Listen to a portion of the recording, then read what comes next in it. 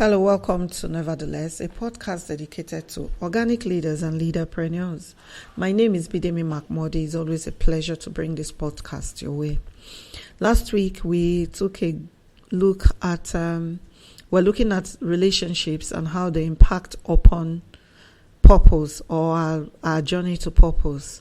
And the week before that, I talked about my mom and how having just one person in your life can be the difference maker in living a purposeful life. Last week we looked at the first of three categories of people that we have around us. We concentrated on the group that's called the constituents. And I remember that I said that I heard about the constituents the first time from a man of God I follow, Pastor Ron Carpenter, where he was talking about relationships and he was talking about the impact of these three different groups of people on the life that we live.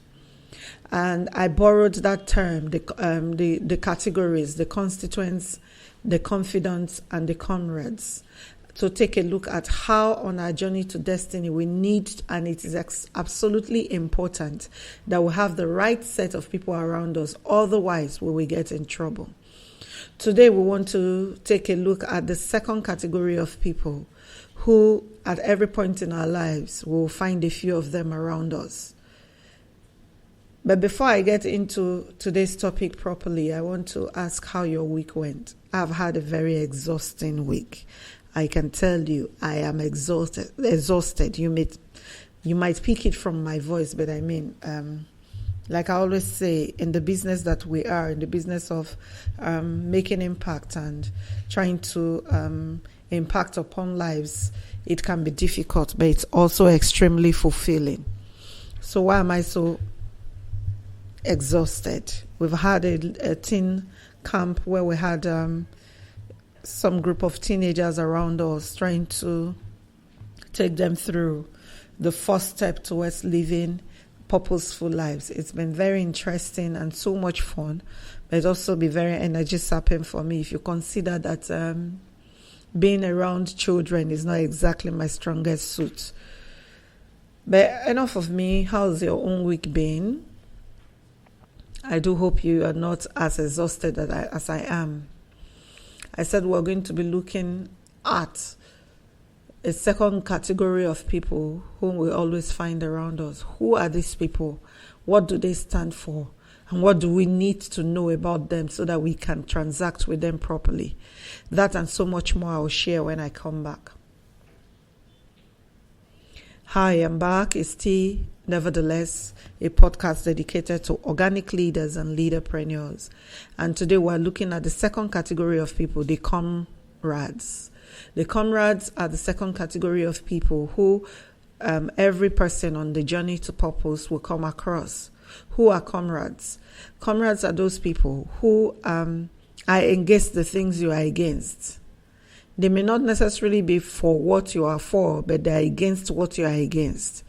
This happened to be the election year in our nation, Nigeria, and we saw a lot of that happen.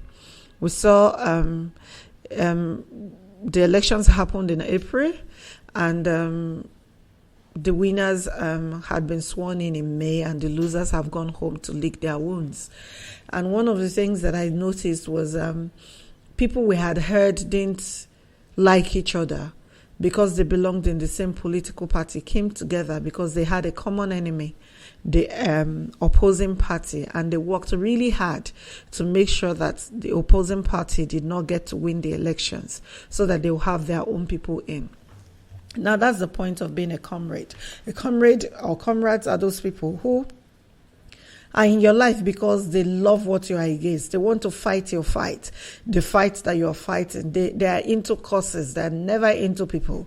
They are into causes. Okay, so if it's in Nigeria and you belong in APC, the cause is to bring down PDP. So whatever it takes, these are enemies of each other who can come together and work together just for the good of another enemy.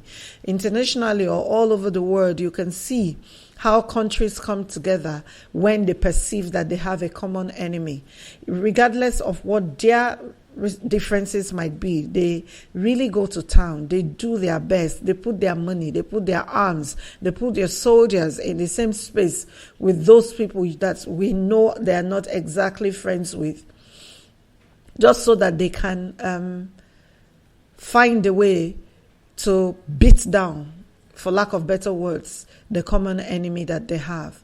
Now, on the flip side, in Nigeria, we have also started to see that these people who came together to fight a common cause, as it were, and they've won their elections together, are now in the business of throwing mud at each other. They are casting stones at each other. They are breaking each other's bones.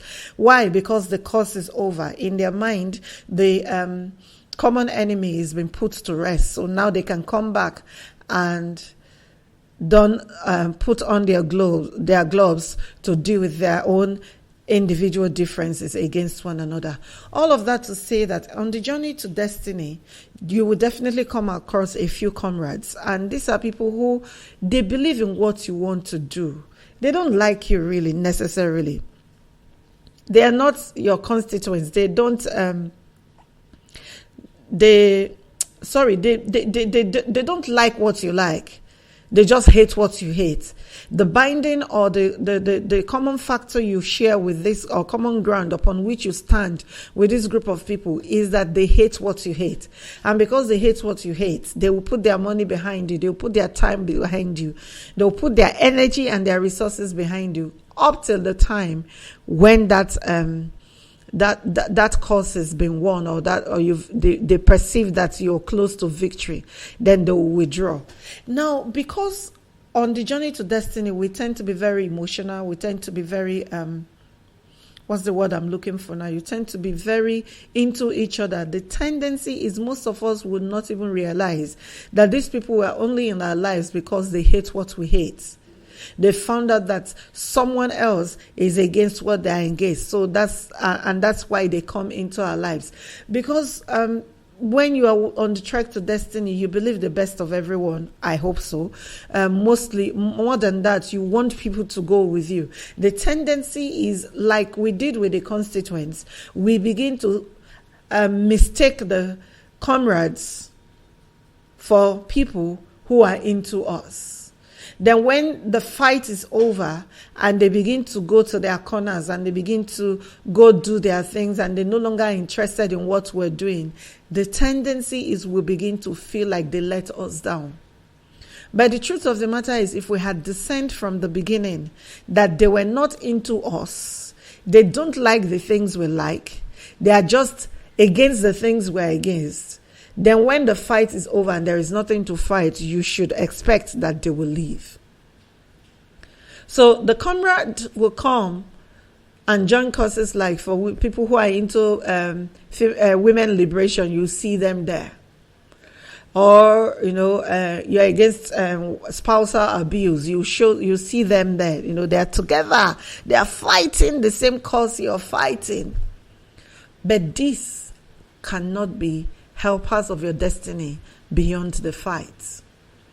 These are hungry for activism, and wherever they find it, they will enlist. It doesn't mean they like you. It doesn't mean they love you. It doesn't mean they're into you. It doesn't even mean they understand your trek. It just means they are hungry for a fight and they smell blood around you, so they show up.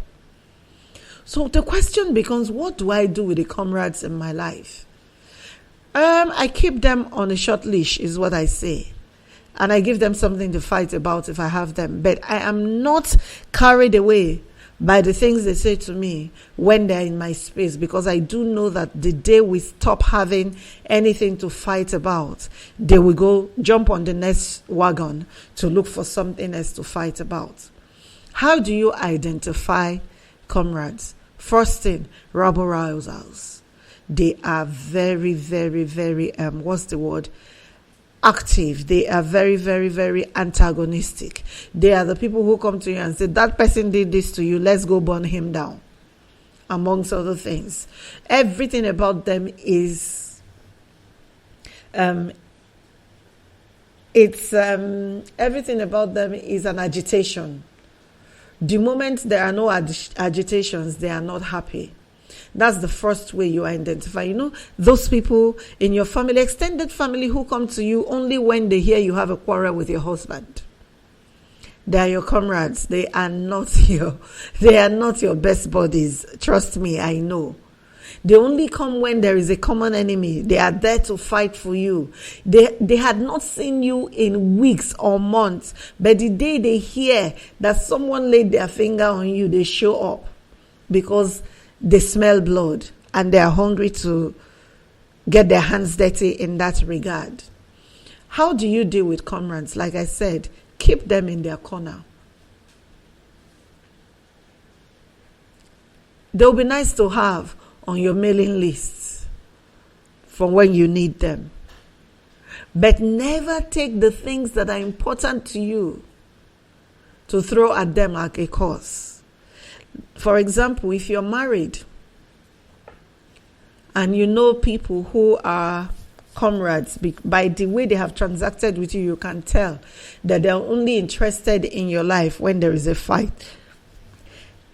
These are not the people you go and tell what your husband did to you 2 weeks ago or did not do to you, because these ones are out to draw blood. In their mind, as long as we can ensure that it is broken down or there is a victor, then they will be on the scene.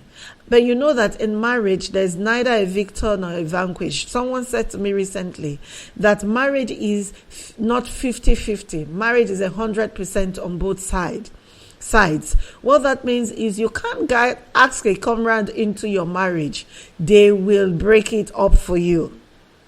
So you need to be sure. So marriage for me is a journey, a purposeful journey to destiny. You don't want those kinds of people in your business. When you have comrades, there are very limited things you want to tell them.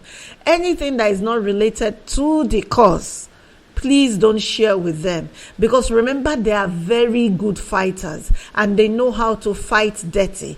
If you get yourself into that place where you tell them things that they ought not to know, you can be sure that the next fight, when you are the target, those things that are supposed to be your secrets are the things they will use against you. And I'm trying to look in the Bible. Is there anyone I know in the Bible who acted like a comrade rather than a confidant? Yes. According to the stories of King David, King David had someone and then ultimately transferred his services to David's son Absalom. And that man was called Ahithophel. Ahithophel had something against David. And it was simple. David, as the king, took Ahithophel's, I think his granddaughter, I was said that, what's her name? Bathsheba was his granddaughter. So Ahithophel had something that he was holding against David. And it was something he was nursing until the day Absalom got up and decided to fight against David. So between Absalom and Ahithophel, they found common ground. They found a common enemy who was David. So they came together. He came and started to become Absalom's chief counsel. But the thing was, every counsel that Ahithophel gave to Absalom further broke down his family. Ahithophel it was who said to Absalom that one of the best ways to punish his father was to sleep with his concubines on the rooftop. Why? Because what Ahithophel was after was to bring David and his entire household down. That's the work that comrades do. The moment they can't find something else to fight with you against, the tendency is they will turn on you because they thrive on the smell of blood. So, let's go back. We have three groups of people. We have the constituents, those who love the things you love. They love the cause that you are into, even though they are not in it for the long haul. The way you identify constituents is by the way they clamor around you when the going is good. And we said that the way another way to know them is that when adversity shows up, they take off. Today we looked at comrades, and we said the comrade is a person who will only show up to fight with you. He doesn't have the capacity to rejoice with you. He's always out to look for a fight. And we have said that one of the ways we need to be careful around comrades, because when there's nothing else to fight and he hasn't found another person to join forces to fight with, and someone else invites him to fight against you, he will turn against you. Next week we'll be looking at the third category of people, and then from them we'll take another look at how relationships are important. So I'm saying that not everyone who is in your life or in your space is there to ensure that you succeed. Some of them are there because they are angry at the things you are angry with or angry at. And the moment that ends, the tendency is they will either move on or they will join someone else to turn against you, to be angry against you or at you over some of the things that you like. The journey to destiny is tough as it is on its own. That you want to make sure that everyone that is around you is not a comrade. Your journey to your destiny is not a fight. Your destiny is a journey. So the less number of comrades you have around you, the better for you and the things that you want to do. Till next week when I come your way again, remember, comrades or comrades hate what you hate, but they don't love you. So be careful how you deal around them. Till next week, discover purpose, live powerful. I don't think we can use it.